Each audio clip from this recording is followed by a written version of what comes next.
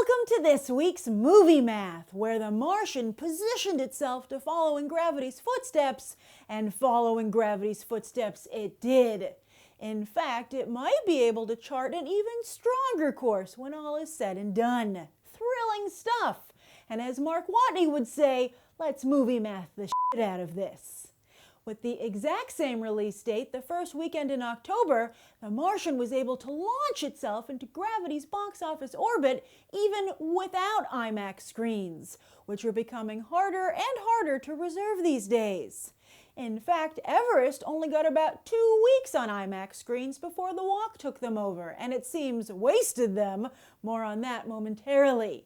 Then Crimson Peak will haunt IMAX screens mid-October, only to lose them to Spectre at the beginning of November. Then The Hunger Games Mockingjay Part 2 invades, followed quickly by In the Heart of the Sea, which will barely be able to get its bearings before Star Wars The Force Awakens takes over IMAX screens for a solid month, keeping both The Hateful Eight and The Revenant from getting to take a turn in the format. IMAX screens are not just box office steroids like 3D, which The Martian was able to utilize, but they also increase a film's event status as well as emphasize breathtaking visuals. And while movie theater chains are building more of their own specialty theaters like RPX, ETX, Dolby Atmos, and more, IMAX is still the Coca-Cola of ultra big screen brands. And while their limited availability might add to that, at what point will that begin to work against the company in terms of their relationship with fans? Because as excited as people are to see Star Wars in IMAX, I think a number of fans will resent that it robs them of the opportunity to see The Revenant in IMAX as well. Anyway, back to The Martian, which might have significantly bested gravity not just with IMAX showings, but also if it weren't for Hurricane Joaquin. Well, Joaquin wasn't the terror that American weather forecasts predicted. It was the European forecasts which proved correct.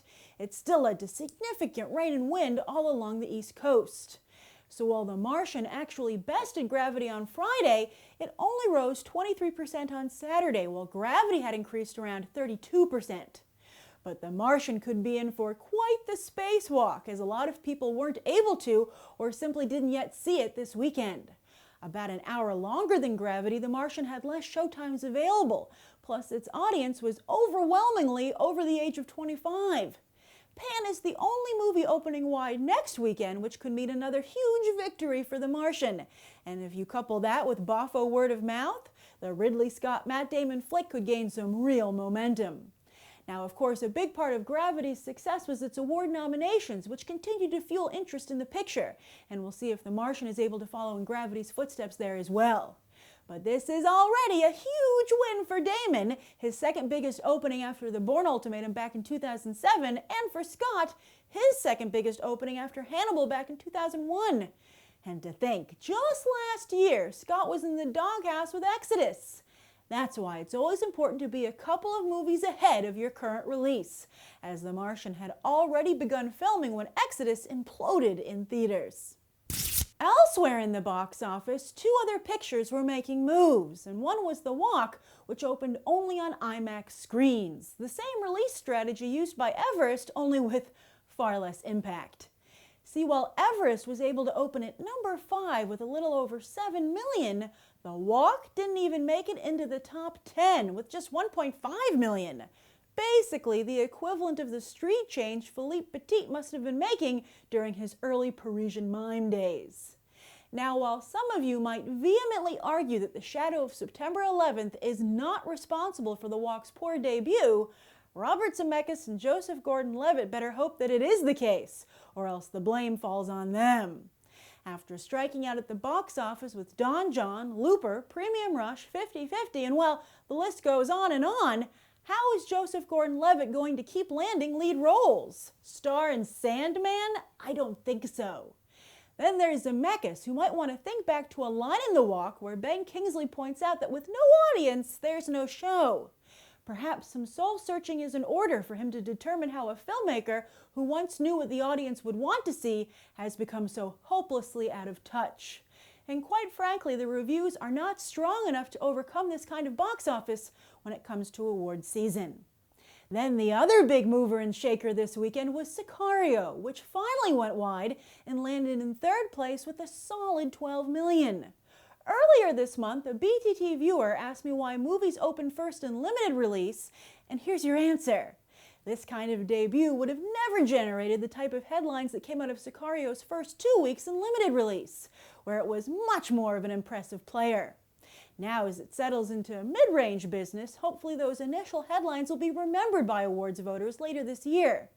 And to be fair, surely the similarly adult-themed The Martian ate into Sicario's first wide-release weekend, and perhaps Lionsgate should have gone wide last weekend opposite Hotel Transylvania 2 and The Intern to try and avoid The Martian's wake. Speaking of last week's releases, they enjoyed tremendous staying power, with the lowest drops in the top 10, along with War Room, all in the 30th percentile. Meanwhile, last weekend's other new release, The Green Inferno, plummeted about 60%, as did Everest without its IMAX screens. As for this coming weekend, as I said, Pan doesn't look to be much of a threat to The Martian, as the industry expects it to have trouble getting to 30 million, and it might even find itself debuting in the high teens. The walk will go wide, hoping to get into the top 10, while all eyes will be on Steve Jobs to see what kind of per-theater average it posts when it hits just 9 theaters. 99 Homes will also expand, but based on its performance so far, it's likely searching for more moviegoers in vain. Is the Andrew Garfield-Michael Shannon film one which should have opened day and date digitally? And that's the weekend box office. I'm Grace Randolph, and we just did some movie math. As always, thanks for watching, and I hope we'll go beyond the trailer for these other top movies.